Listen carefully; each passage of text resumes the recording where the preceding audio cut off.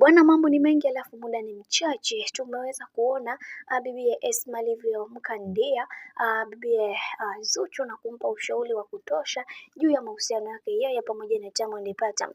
Alisema ya kwamba usitegemee mawifi watakupenda kwenye haya maisha, unatakiwa kuweza kuishi wewe na mume wako. Hicho ndio kitu cha msingi sana katika maisha yako.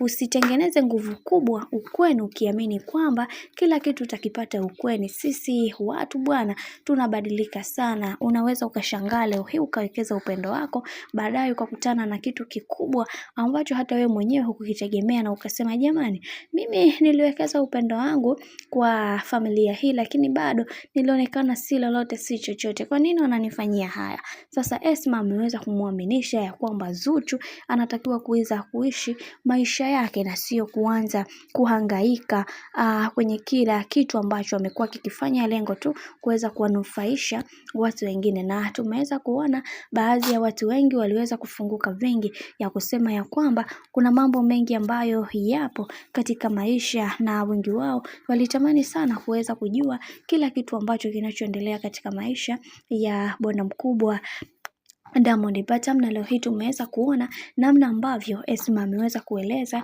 haya na kusema ya kwamba kiukweli kuna wakati Diamond Platnumz anapitia matatizo magumu ambayo hayaelezeki, lakini familia yake tumeweza kuwa naye karibu sana kuweza kumweka sawa. Haijalishi kila binadamu ana mapungufu na ana matatizo sana katika maisha yake, ila tunaamini katika hiki kilichoweza kutokea Mungu mwenyewe ndiye ambaye anayejua, maana kuna vingi ambavyo Diamond Platnumz amekuwa akivifanya na wengi wao tuna mambo mengi ambayo yameweza kutokea katika maisha, na hivyo tunatamani sana kuweza kuwafanya watu wengine waweze kutuelewa zaidi. Kuna baadhi ya watu wengi walitamani sana kuweza kuona maisha ya watu wengi wakipambana kuweza kuhakikisha kila kitu kinakwenda kuwa sawa, lakini ndo kama hivyo, kadri siku zinavyozidi kwenda ndivyo mambo ambavyo yanavyozidi kupamba moto juu yake. Na Esma alichomwambia Zuchu ni vyema akapambana na hali yake na sio kuanza kulalamika kwenye mitandao ya kijamii.